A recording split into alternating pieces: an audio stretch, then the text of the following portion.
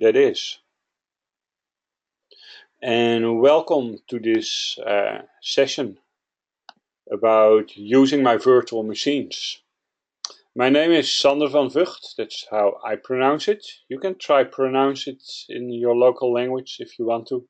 Most people don't succeed, except for the Scots and the Chinese, who are capable of saying van Vught. I am an author of the RHCSA, RHCE Cert Guide, and apart from the Cert Guide, I have recorded a couple of videos. My goal in life is to provide accessible Red Hat related, specifically and Linux related, more general training materials. I want to make it possible for people to get certified for the #1 Linux distribution on this planet without having to pay thousands of euros. And to do so, I write books, and I have recorded complete RHCSA and RHCE video courses. And also my latest edition is a video course on Red Hat OpenStack. And I'm providing free webinars as well. I like being a nice member of the community and in the Linux community. If you can take from it, you should also give back. If the community is good to you, you should be good for the community. And that is why this is, in fact, the pre-version of a new series of 10 free live online training courses. So the scope of this training course is about my virtual machines. If you go check my website, you can see that I've announced 4 other training courses already. One is about LDAP server. I will teach you how to set up your own LDAP server using free IPA. The next one will be about setting up MariaDB databases. We'll be talking about LDAP authentication. Caching only DNS server, and this weekend I will announce the topics and dates for some new training courses. I have 50 seats available on every training course. I need to pay money to Citrix to offer enough space. Initially there was 25 seats available, so it might have happened that you have tried to register and you got a message that the training course is completely full. If that's the case, try it again. I have new seats allocated for my free live online training courses, and you are more than welcome to join, and it doesn't cost you anything. If you cannot join the training courses in real time, for every training course I'm organizing as a live session online, I will provide a recording, and I will provide the recording for 1 month only for free as well on YouTube. After 1 month, I'm going to close it because my publisher doesn't like it too much if I'm giving away too much stuff for free. So the best advice is to be there. Let me talk about what I expect from you this today's session and what you can expect from me. So what we are going to do today is talk about my new virtual machines. You are probably here because you are using one of my Red Hat related products. That may be the Cert Guide, the book. It can be one of the video courses as well. To start with, I would like to ask you a question, and please answer by using the chat in the GoToTraining interface. Could you let me know, please, if you are using my book or my video, or maybe nothing at all, and you are just here because you wanted to learn something? It gives me a better impression of what you are doing, so that I can fine-tune it for what you need. All right, so most of you are using my book. And nothing so far. ABC, you've got an interesting name. No problem with me. But yeah, this video is basically for the people that are using my book. My book is doing quite well so far. I have sold thousands of copies in just a couple of months, and we are out of print right now, so we are working on a reprint. With the book, I have provided some virtual machines. And these virtual machines, well, they were open for improvement. And that is exactly what I did.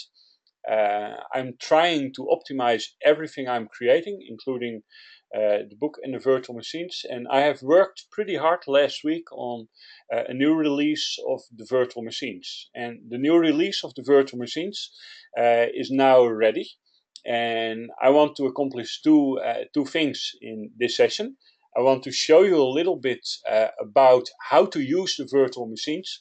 That is, how you can create a configuration in which the virtual machines can be used. And apart from that, I want to open this session also for Q&A. I think my talk will probably take, well, maybe half an hour. I don't know exactly. So I do have time for questions and answers by the end of this session.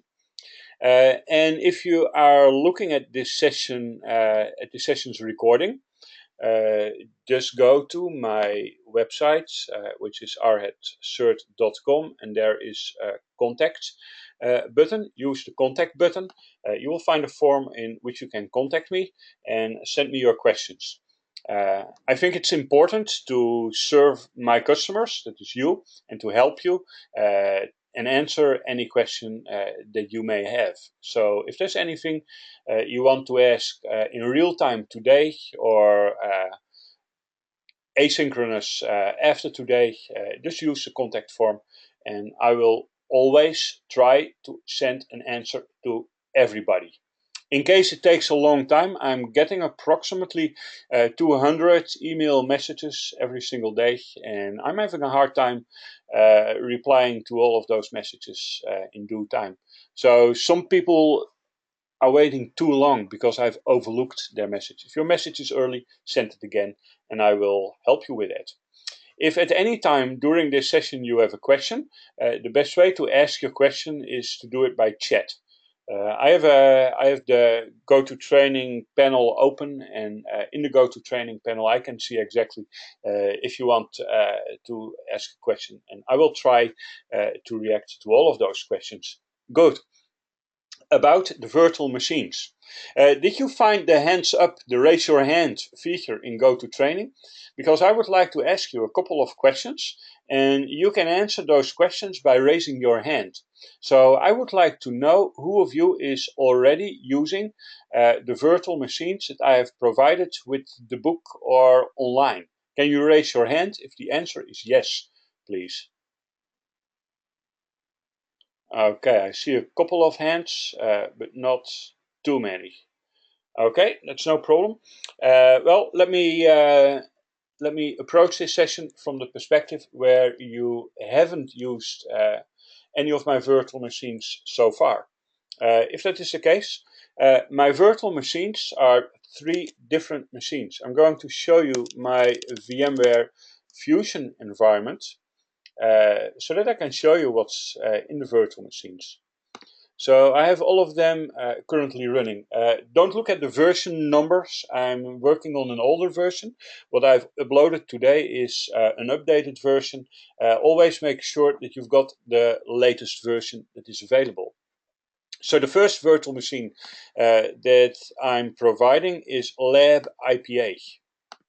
And Lab IPA, if you are working with my book, is a pretty important virtual machine because it is providing LDAP services. I'm going to log into the virtual machine. On every virtual machine I'm providing, there is a user with the name user, and the password is password. Nothing fancy, no uppercase weird characters, just password in all lowercase. And if you log into the virtual machine, you'll get access to the Lab IPA server. I just found out this week, pretty late, yesterday only, in fact, that I made a mistake, and the name that is inside of the virtual machine was still set to IPA. That is still the case in this virtual machine. It is not in the final release that I have uploaded today. So where you can see IPA in here, for consistency with the exercises in the book, that is now Lab IPA. On all of my virtual machines, you can become a root, and the root password is also password all lowercase. And hey, did you notice that on the lab IPA I have provided a README file as well?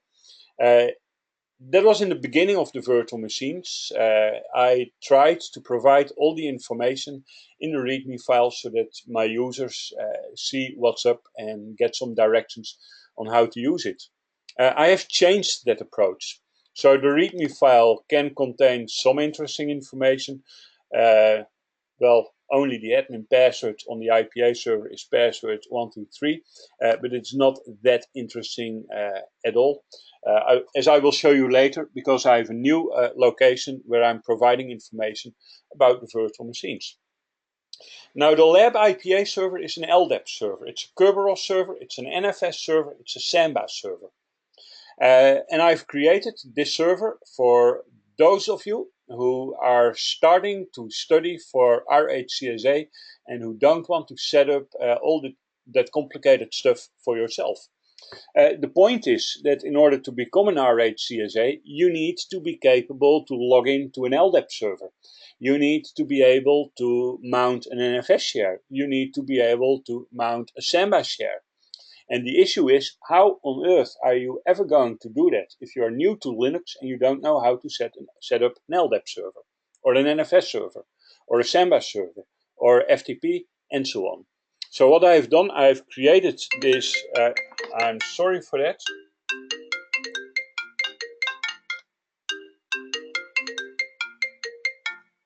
I have created this, no, I will wait for him to go away. He's gone, good. So I've created these servers to make it as easy as possible for you. Now, yeah, I know, Eric, I know. I'm sorry, I should have shut off my phone before even starting the session. Well, in fact, I did, but I'm on Apple hardware and my Mac sensed that the phone was ringing, so it took over. Never mind. Back to the IPA server. There's a couple of important things that is running on the IPA server, and one of the things that you want to do is to use the IPA command. IPA CTL status is a command that is showing you status of the IPA services. You can see here running, everything is running, everything is good. This is what you need to confirm that the IPA server is operational. Something else that is important about my virtual machines is that networking really is essential for getting the virtual machines to work. When I type IP space A, you can see that the network address of the IPA server is set to 192.168.4.200. The server 1 is in the same subnet range 210, and the other server, the server 2, is in the same subnet range 220. Now, this is going to work in VMware Fusion because VMware Fusion is using this as the default network environment. If there is one thing you really should remember from this session, do not change IP addresses. Okay, because if you change IP addresses within the virtual machines, then the configuration is going to break, and then you might drop me a nasty review on Amazon.com telling me that the virtual machines don't work. They do work, but you should not change IP addressing. I noticed that I haven't been clear enough on that. So what I've done, going to my FTP server. This is rhcert.com, and on FTP, anonymous FTP on rhcert.com, you can find the new virtual machines. So if you go to the backend, which is var FTP pub, just showing you what is behind what you are going to access from an FTP client. What you can see here is two files, ova.zip. An 8.3 gigabyte file. So yes, it is big, but I'm providing a lot of functionality. And there's a readme.txt file. The first thing that you should do is download the readme.txt file, and it explains what I've been doing with the virtual machines. I know that some of you have already been to the FTP server earlier this week, and some of you have provided valuable feedback on the current state of the virtual machines. I have optimized everything and I have synchronized everything so that right now they are working. So let me go through the README file. This line should be gone. I've been busy today. I've updated the README file. This line skipped my attention. Now, first thing that I'm telling here is that the OVA files can be used on VMware Fusion, VMware Workstation, VirtualBox. They can also be used on KVM. I need to tune the README file a little bit. Yes, Robert, the VMs on the Pearson side will be replaced very soon as well. Important question, Robert Marino, thank you very much for asking.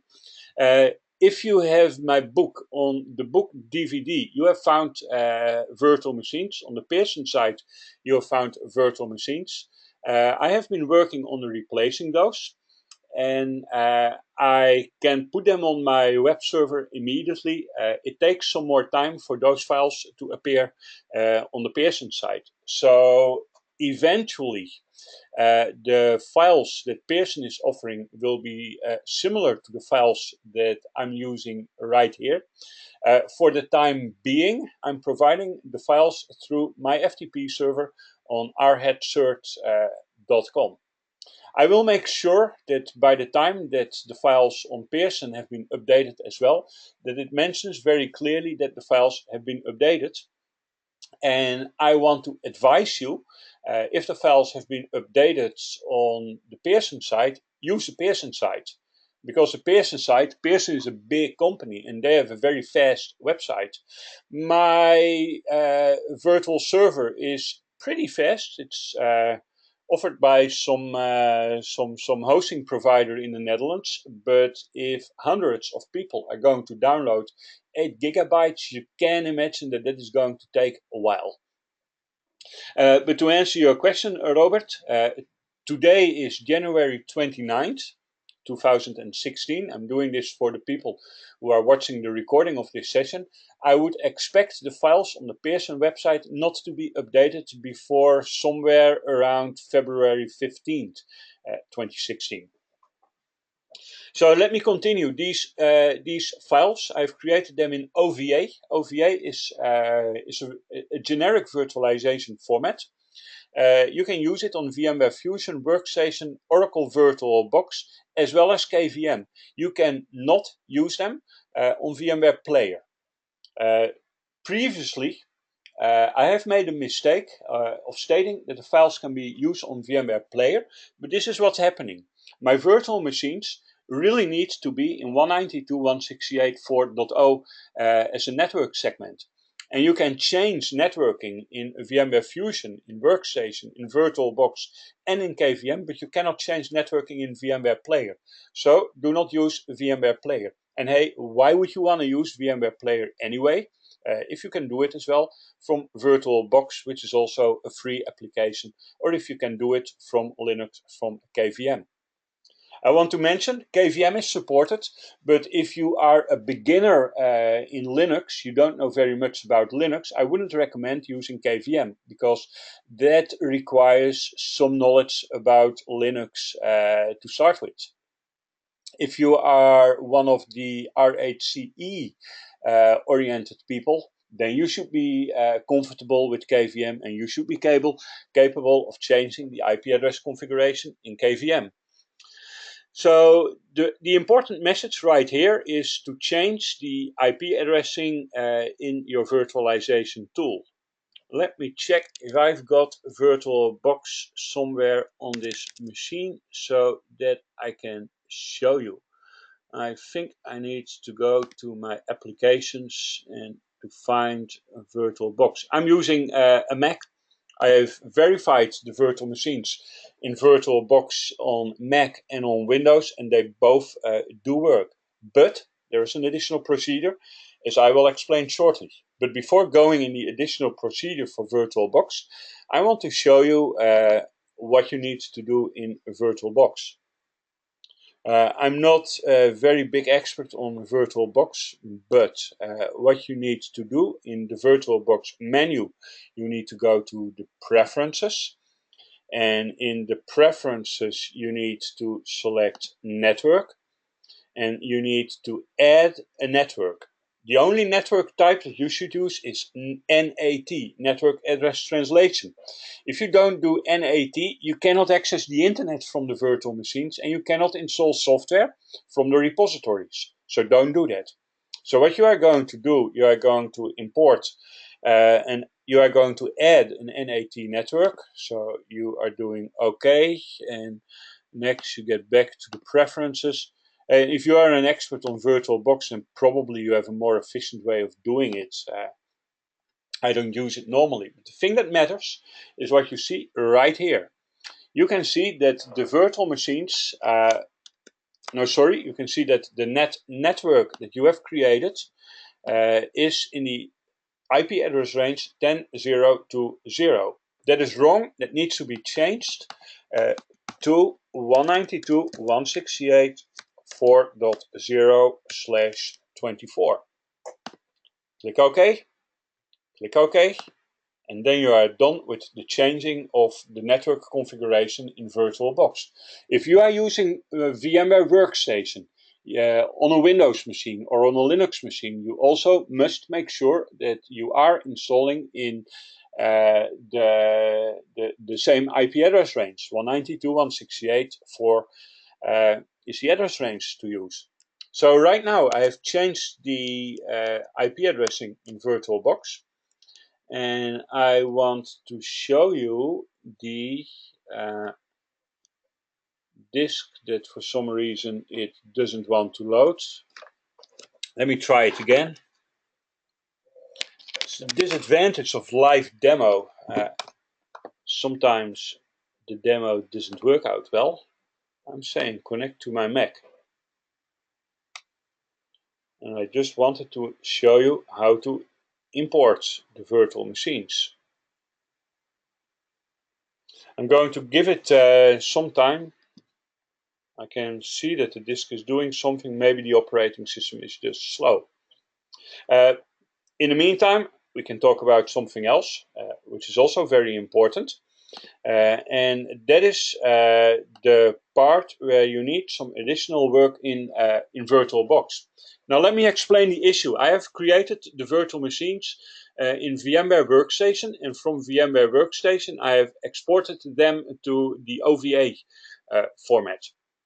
The OVA format is a generic format that is supposed to be working in all virtualization solutions. And that is more or less true, but there's a problem. And the problem is that there is VMware specific information in the virtual machines. So how are you going to fix that problem? Well, you need to go to the virtual machine. You need to open the virtual machine. You can just open the virtual machine and you can look for an OVF file. Let me check if I've got access to my disk already, and I don't. Too bad, too bad. It still worked this morning and now it doesn't work anymore. So I need to do this without demo, or you know what? Give me 1 second.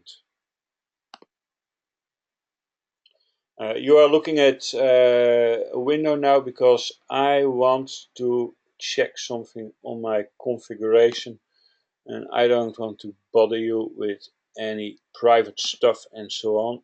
So let me check. Now I haven't got the virtual machines right here. I have a different solution. Let me use that. The important thing, you need to make sure to apply this small procedure before you can use the virtual machines in VirtualBox. You know what?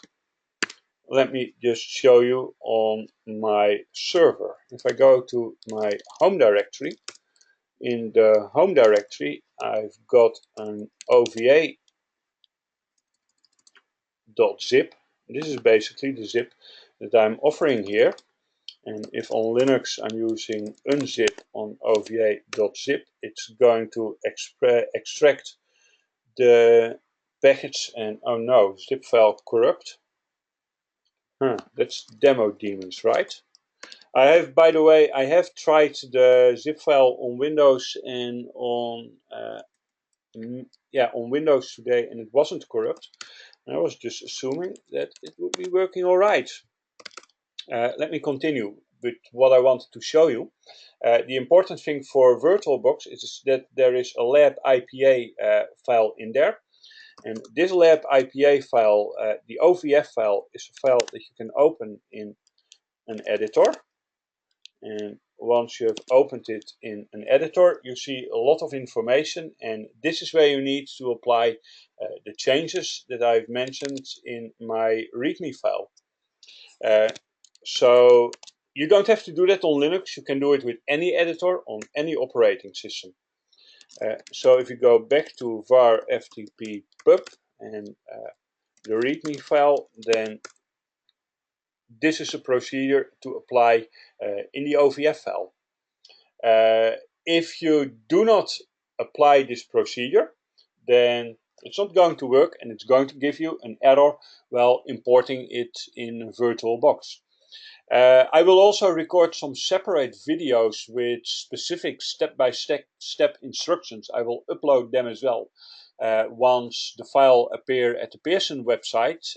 But for now, this is how you should do it. Just use the README. I'm getting a question. I don't see the README file in the virtual machine. That is correct. The README file is on my FTP server. My FTP server is anonymous FTP.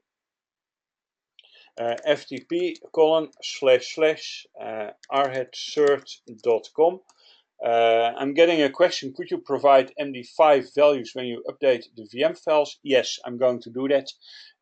Good suggestion. I will make sure you've got it. Okay, that is about how to use it on VirtualBox. So once you've got the virtual machines on VirtualBox, just update the file and then you can import it.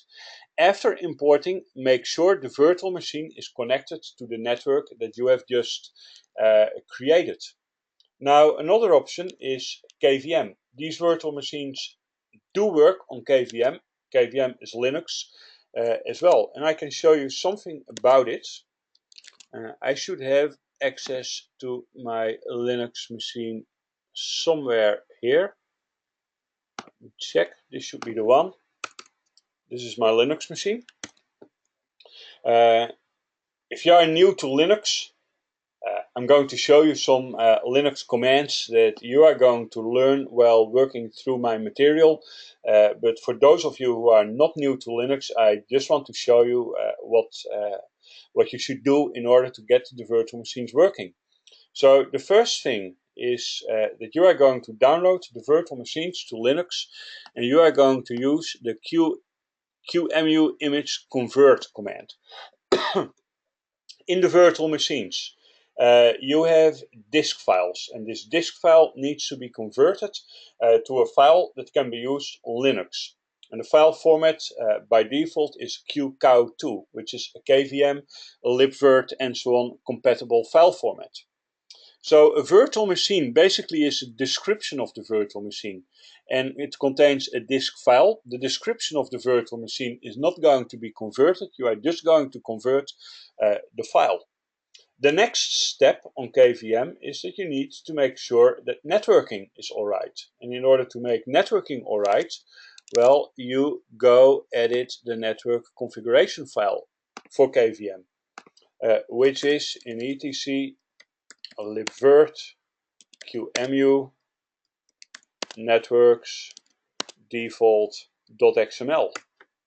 If you go there, you can see the IP address setting, which on KVM seems to be the default value set to 192.168.4. Make that 192.168. I'm mistaken, the default value is set to 192.168.122. Make that 192.168.4.2. Because the 4 address range is the only address range that you need to be using within the virtual machines. In case you are wondering why am I using 192.168.4.2 as the IP address for my KVM box, well, that is because in my virtual machine, that is the router. Let me show you. If I do an IP route show on the virtual machine, you can see that the virtual machine by default goes through 192.168.4.2. So the configuration in the VM just needs to match the configuration on your machines. So that is why I'm doing it. Now, once you have applied the change to the KVM networking, I would suggest to keep it easy and just reboot your machine, and you'll be sure that your KVM bridge will pick up the new network configuration and it will be okay. And next, you can start importing the virtual machine. I think I can show you that using Virt Manager on my Linux box. Everything seems to be going wrongly, which did go all right when I prepped this session. I'm looking for this Apple application that is going to start the network, the X that is.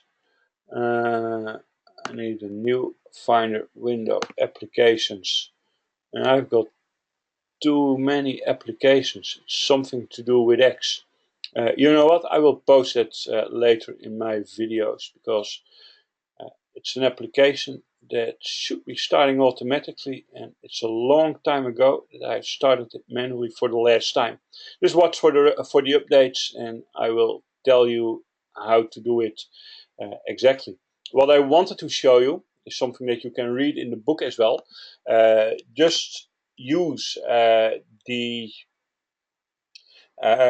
just use the Virt Manager utility, and using the Virt Manager utility, import the file that you have just created and create the rest of the configuration. One quick check that I still want to do. Oops. Let me exit from here, and yes, that is what I wanted to check. We don't have -X. -X is what is going to provide remote X support.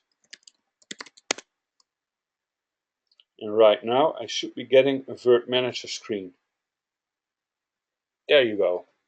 Demo is going to work out well anyway. So what you need to do to import my machines in KVM, you click the new virtual machine, then you click import existing disk image, then you click forward, and you go browse to the virtual machine file that you should have somewhere on your file system. Typically that would be browse local.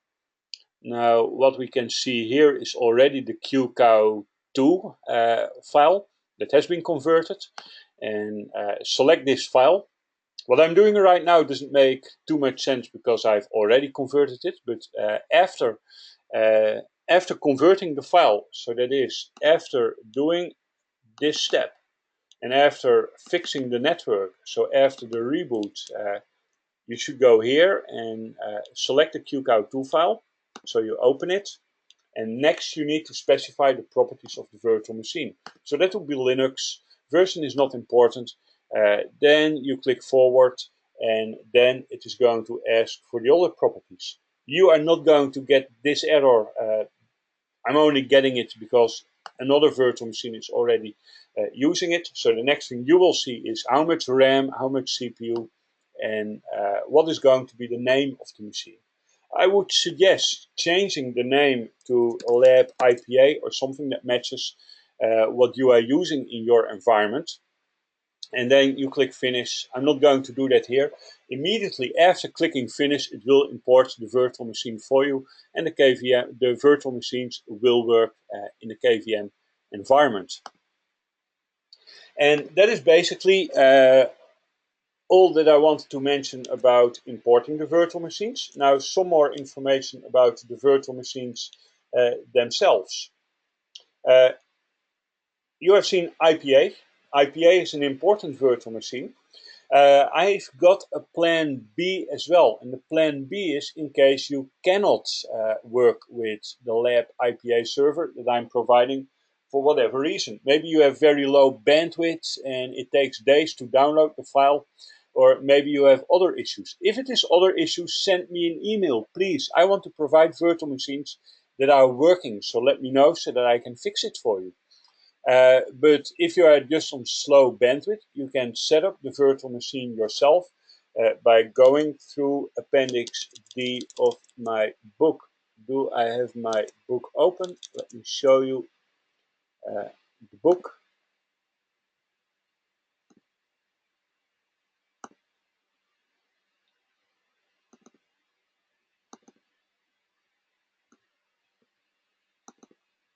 So here is something that some of you probably would like to have, the PDF of my book.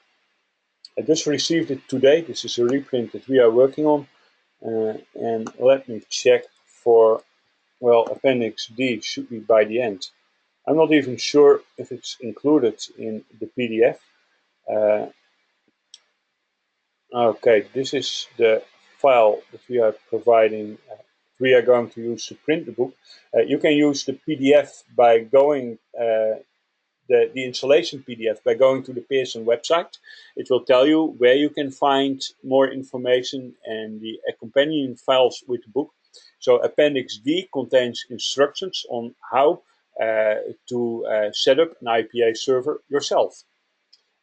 Also, if you don't have access to the book for whatever reason, just want to try another file, here it is.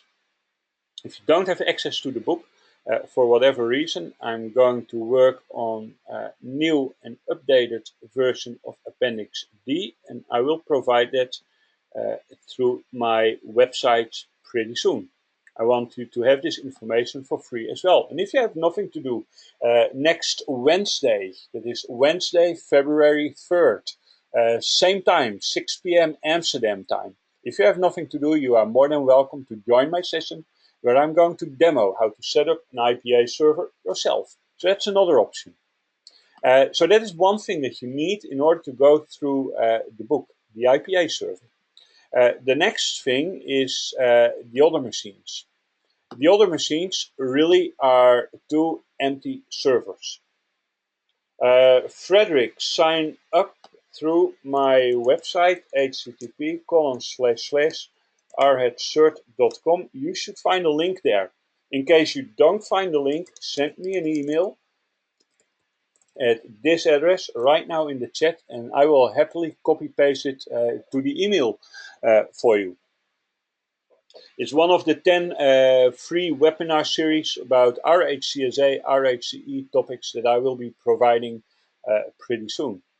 So what I wanted to show you is that apart from the IPA server, I do have some other machines, server 1 and server 2. Now, what is so special about server 1? It just looks like a basic installation of a Linux server, right? Let me show it in a terminal to make it more readable. This is server 1 from a remote session. What is so special about server 1? Well, basically not much. It's a default installation that contains graphical installation of Red Hat Enterprise Linux. Well, I'm kind of lying. CentOS, CentOS is it what I'm using. I'm using CentOS in my virtual machines because I don't want to violate any of the trademark rights that Red Hat has put on their software. I cannot freely redistribute Red Hat software. I can freely redistribute CentOS software, and that is why we are working with CentOS and not with Red Hat. From a software perspective, they are completely the same, so it doesn't really matter. If you don't want to download my files and you do want to have a server 1, just install Red Hat, or CentOS version 7.0 if possible. You can see this is still version 7.0 of CentOS. Just install it using the server with GUI installation pattern. Most of you do have my book. If you do have my book, chapter 1 is explaining how to do it. And if you are a little bit skilled with Linux already, then I think you can even do it without my book. It really isn't hard. What I've also done in this machine, the proc partitions file, this is the kernel view of the disk devices that exist. You can see that there is a primary hard disk that is 8 gigabytes, and there's a secondary hard disk, 1 gigabyte, that you are going to use for all the partitioning and LVM exercises. Of course, you can create it yourself as well in your virtualization software, but I just wanted to provide something that is usable right from the beginning. Now let me get out of my FTP server and let me get in to my server 2, IP address 220. This is server 2. Basically, it's a pretty similar setup as server 1. There's just one difference. You can see same disk setup. So 1 gigabyte SDB and an 8 gigabyte primary hard drive. Just one difference. This is a minimal installation of Red Hat. On server 1, you've got many packages. If you are going to prepare for RHCSA and RHCE, I don't want you to prepare on a server that has all packages installed already. I want you to prepare on a minimal installation so that you become very skilled using yum and RPM. And that is why I have provided server 2 as a minimal installation. Now there's a pretty good reason why I installed server 1 the way I did install it.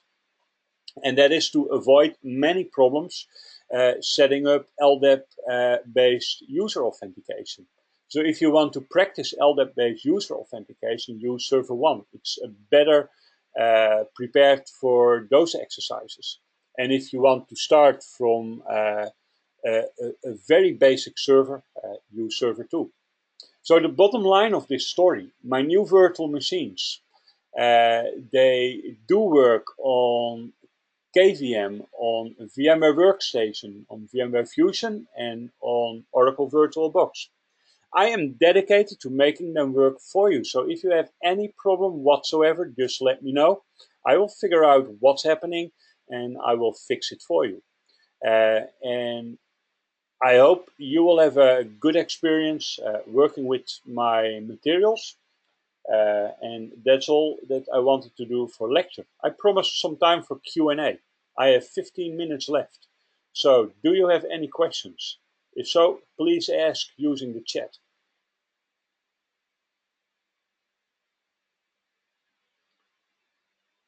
I don't see much Kerberized NFS. Rob is asking, will this recording be available? Yes, I'm going to make it available without limits on YouTube.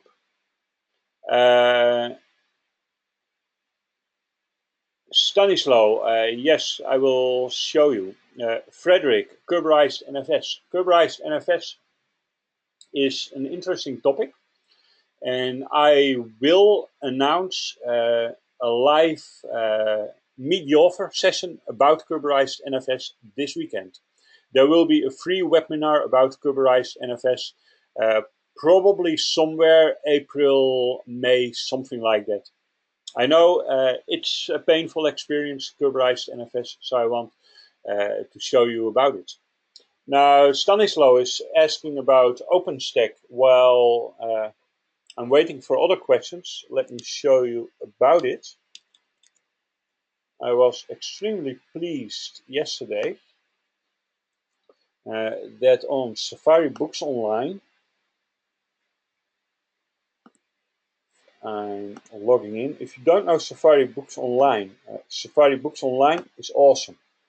You pay like 30 euros a month and you get access to 50,000 titles in IT. That's about 40,000 books and about 10,000 videos about several awesome topics. It's a subscription, and based on a subscription you can just access whatever you want. So instead of spending $3,000 on IT training, just go here and access the training, the courses for free. You can see some of the books I've written, including my cert guides on Amazon and the videos. There's some interesting material here, the RHCSA and RHCE webcasts. That is the series of 10 webcasts I did last year. And there's my Enterprise Linux stuff. Did you know that I also created 2 exam workshops? If you think you are ready for the exam, go watch these, because I'm covering some test exams with a live audience in New York, by the way. It was pretty fun shooting these videos. And I will walk you through a test exam, and I will tell you everything you need to know before doing the exam. There is the R8CSA, and here is the brand new. It was launched yesterday. Still is a rough cut, but I'm extremely proud of it. My R8CSA in Red Hat OpenStack. If you want to do OpenStack, just go here and watch my videos. It starts playing automatically. Hello, welcome to Red Hat Certified System Administrator R8. Just shut up, sir. And what you can see here is a table of contents that is available on Safari Books Online right now. Frederick is asking, are they available if you don't use Safari Online? Yes, they will be available. Everything is available through Pearson IT certification. Let me show you Pearson IT certification as well. On Pearson IT certification, they are separate purchases. So if you filter on my name, you can see, oh really, they are already putting in my VMware Foundation class. Excellent. The OpenStack live lessons, but they will be available just later in February. Not available right now. If you are interested in these, they are listed with a price of $200. That's a lot of money.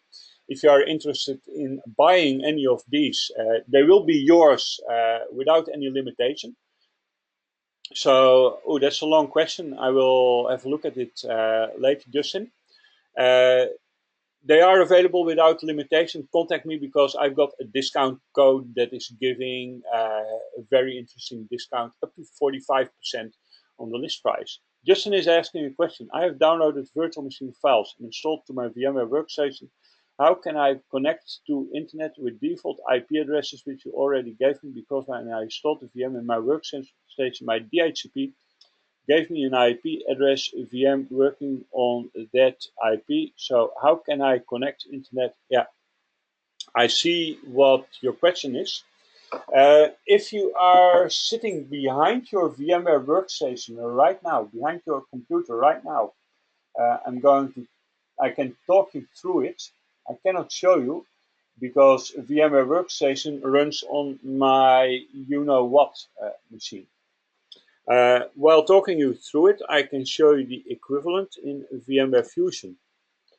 So in VMware Workstation, I need to go to, where is it again? To edit preferences. No, edit preferences, that's the VirtualBox away. I need to go to edit virtual network editor. So you need to look for the virtual network editor. That is, Justin, that is open in VMware Workstation, the edit menu, open the virtual network editor. You will see two networks. You will see VMnet 1 and you will see VMnet 8. VMnet 8 probably has something that currently is not 192.168.4.0. Change it to 192.168.4.0. Let me check if we've got similar functionality right here. To confuse you a little bit more, in VMware Workstation it's Edit Virtual Network Editor, and I think in VMware Fusion it is in the Preference option.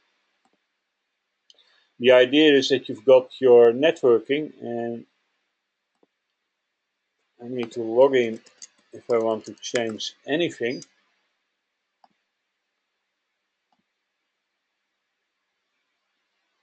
Oh, we cannot even change it in VMware Fusion. All right, we cannot change it in VMware Fusion, but in VMware Workstation, let me put it in the chat also. Edit virtual, I'm sorry, I have 10 minutes before I need to leave on a call with the publisher. Virtual Network Editor, VMnet 8, should be on 192.168.4.0/24. Do we have any other questions? Justin, contact me offline if you want to know more, if you can't figure it out. Rob is asking, I do have a lot of questions.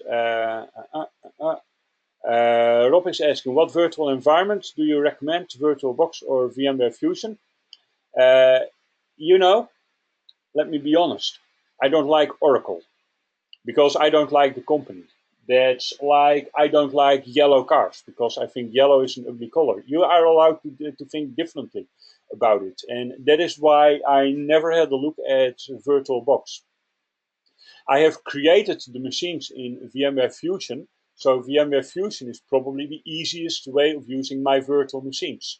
But if you don't have VMware Fusion or VMware Workstation, I like VMware Solutions a lot. It was the first software I ever purchased in my life. I like those a lot. But if you don't want to spend money, use VirtualBox. Works pretty well as well. Robert, I recommended earlier to not use KVM files unless you are at RHCE level. No, not exactly. What I meant, Robert, is KVM files are for people that already do know Linux a bit. You don't have to be at RHCE level, but I wouldn't recommend it for total beginners on Linux because you need some Linux knowledge to fix the KVM files. For example, to fix the networking, you need to know how to use an editor on Linux. And I don't want to put you in a chicken and egg problem. So probably the best thing to do if you don't have Linux knowledge yet, use the other files. If you are comfortable on the Linux command line already, use KVM files. Eric, your message is something I want to answer privately. Send me an email. Rob, okay, thanks. And Justin, you seem to still have a question. I want to help you. Ask me through email. We have exchanged email already, so you know how to find me. I'm going to help you with this. No problem. Pravi, is there KVM will be tested in the exam? KVM is one of the exam objectives. Go look for the RHCSA exam objectives, and you will know exactly what is in the KVM. Justin, I'm counting on you to get back to me, and if necessary, I'll arrange private session to make sure that it's going to work. Do we have any other questions so far?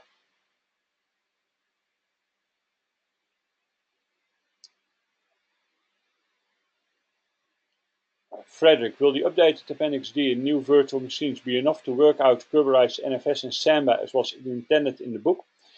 Frederick, that's an interesting question. Kerberized Samba once was on the RHCE objectives page.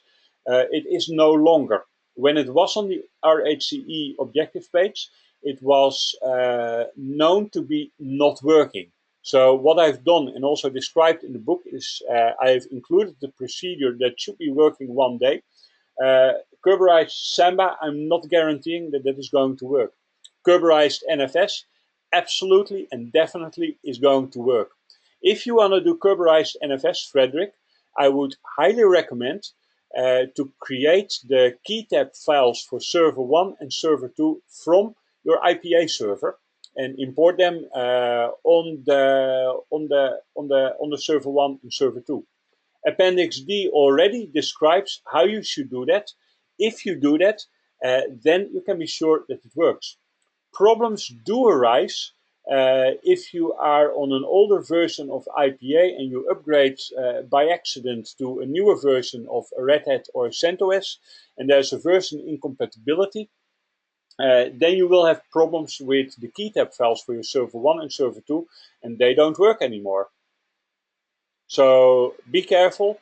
But I demoed it in course 3 weeks ago. That the KVM, the NFS, the Kerberized NFS procedure as described in my book does work. If you have any issues, come back later because I will dedicate a webinar to that. I have another call in 5 minutes. Oh, Robert, you are in Korea. Wow. 2 a.m. So great that you've been here live. Thanks a lot. I'm looking forward to meeting you again on one of my upcoming sessions. If you have any questions, don't hesitate to send me an email. I try to answer everybody who's sending me an email. My email protocol is short email messages will be dealt with faster. I have an issue 200 email messages each day coming into my email box. If it's short, I can do it quickly. If it's long, I need more time. And you risk that I don't have enough hours in the day to do it that day, and it might get stalled. I hope this was useful for you. I'm going to close this session right now. Thank you very much for attending, and I'm looking forward to seeing you later. Bye-bye.